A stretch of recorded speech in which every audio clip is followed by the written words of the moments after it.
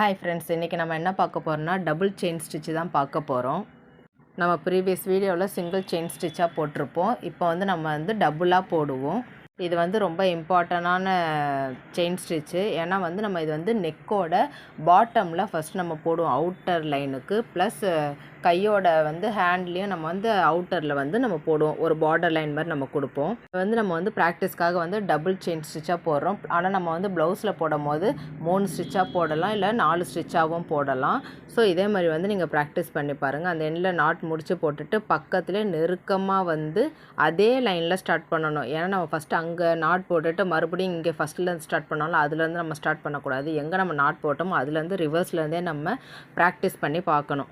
நீங்கள் நார்மலாக இங்கேருந்து எடுத்து போட்டிங்கன்னா உங்களுக்கு அதே ப்ராக்டிஸ் ஆகிடும். நீங்கள் இதே மாதிரி ப்ராக்டிஸ் பண்ணி பாருங்கள்.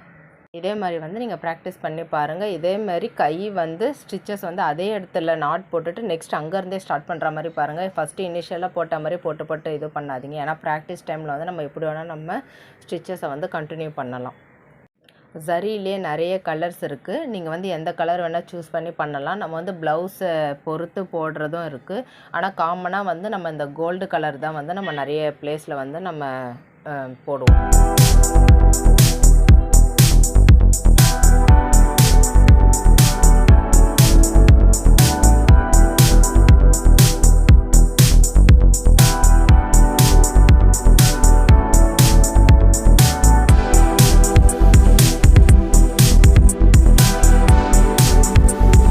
நெக்ஸ்ட்டு பார்த்தீங்கன்னா இதே டபுள் செயின் ஸ்டிச்சு தான். ஆனால் நம்ம த்ரெட்டில் போட்டு பார்க்குறோம்.